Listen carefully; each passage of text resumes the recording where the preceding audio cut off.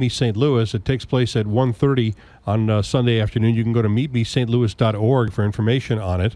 I've been watching Lesley Stahl on 60 Minutes for a quarter of a century, and even before that on CBS News. And I don't think I've ever seen her with a bigger smile on her face than she had in a report that aired 2, maybe 3 weeks ago, which was a tie-in with her new book. The book is called Becoming Grandma, The Joys and Science of the New Grandparenting. And Lesley joins me now to talk about it. Hi, Lesley. How are you? Good morning. I'm great, and I'm all the better for coming to St. Louis soon in a couple of days. Yeah. Am I right that that was the happiest you've ever been doing a story? Oh my gosh. It was I saw what you're talking about myself, because what happened is they filmed me doing a Skype conversation with my grandchildren, and honestly, my face was so wrapped, I couldn't recognize myself. I was so sort of cued on my little grandchildren that I did go somewhere else. I did, and I couldn't believe the rapture on my face. You know? Yeah. You have 2 granddaughters, and one of the things that I found interesting in the piece and also in the book, which is titled Becoming Grandma, but the subtitle is The Joys and Science of the New Grandparenting, is you got into the science of physiological changes that happen to women when they have grandchildren, right? Right. Well, when a mother gives birth, her brain is actually rewired, and that we know that. But I found out that a grandmother's brain is also rewired, meaning that we start secreting bonding hormones. And so we're bonding with the baby, a different way than the mother does, but nevertheless we are as well. And so this enormous emotion that you go through with your grandchild is really physiological. You know, you think, oh, well, I'm just really happy. But something much deeper is going on. I always hear women say, they love being moms, they love being parents, but when you become a grandparent, it's even tenfold. It is. And when you're a parent, and you love that child, obviously, enormously, but it's burdened in a way because you have the responsibility. And a lot of new parents are fearful. You're fearful. Are they, when you see them sleeping in the crib, you bend down to make sure they're still breathing. Well, grandparents don't have any of that. It's just pure love, period. And it's a different thing than you've ever felt before. Plus, as friends of mine have pointed out, you get to hand the kid back. That's right. That's such a short period of their lives. That's just in the beginning, when they're making a mess in their diaper. Yeah. That goes away pretty fast. And as a grandparent, you really don't want to hand them back. You want them.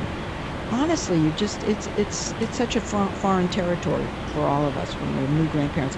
You just want them. Now, you want to hold them. You want to be in their company. You want to watch every stage of their development. Now, I'm curious, because of the science and the chemical changes that you're saying happened to you and other women when they became grandmothers, did that leave you ripe for exploitation by your daughter when it came to, oh, you have to come over and watch the kids. I have to go out. We don't see it as exploitation. I know you don't. I'm using a bad word there, but... No, but we want it. We want it. We are the supplicants. We want to be with those babies. And that's why people have said to me, what's your advice? My only advice is do not get on the bad side of your daughter-in-law. Yes. Because you want those babies. That's right. That's good advice. And that's right. That's my advice. You want those babies, and don't do anything to antagonize, and keep your mouth shut, and don't be critical.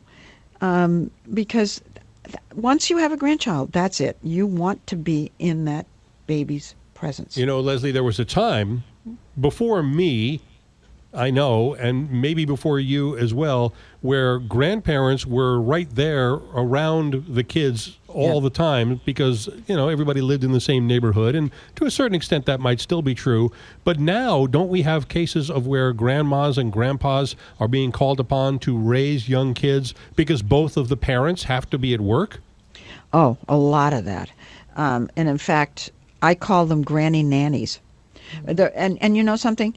Grandfathers are nannies as well in this sense. And the grandfather, I came upon this so often. My father's better at this than my mother. My father's a better caretaker with my children than my mother is. I heard that over and over. Because grandfathers, I hate to generalize like this, but I did hear it. It's anecdotal. But grandfathers have more patience, even with the babies. And they're more playful.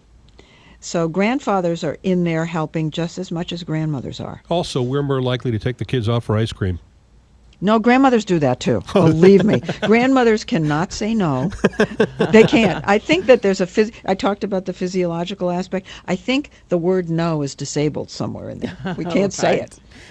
Lesley, you talked to a number of celebrity grandmothers. I did. And do they have the same feeling? Of Do they course. feel as you do?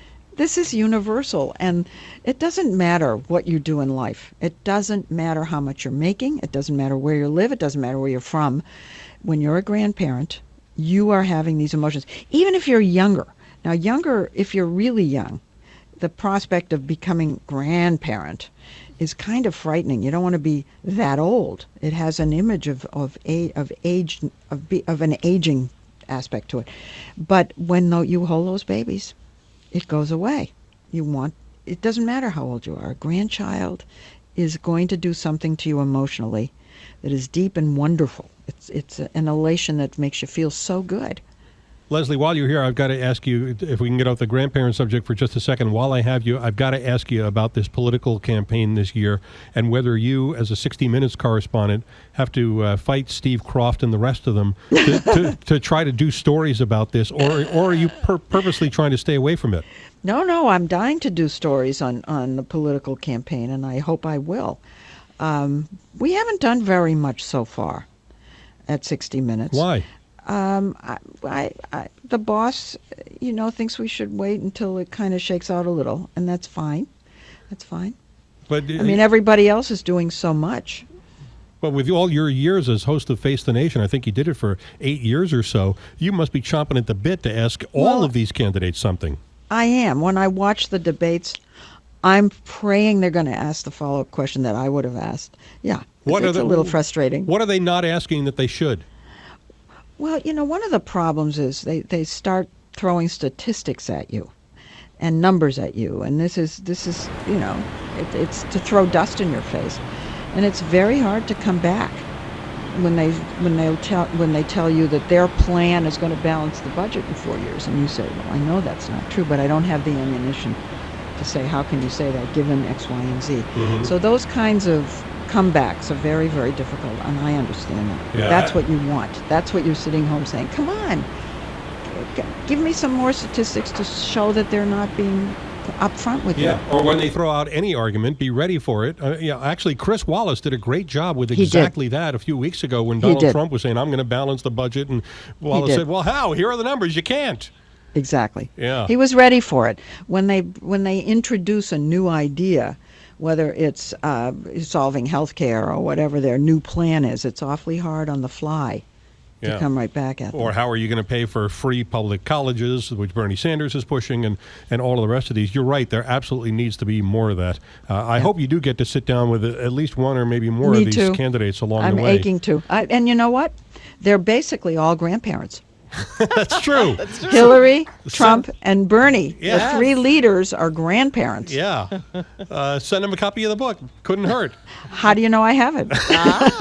The book is called Becoming Grandma, The Joys and Science of the New Grandparenting. Lesley Stahl will be at St. Luke's Hospital here in St. Louis this Sunday afternoon at 1:30 to do a presentation. You can get details at meetmestlouis.org. Lesley, thanks for your time today. Thank you. Thank you so much. I'm Paul Harris. This is The Big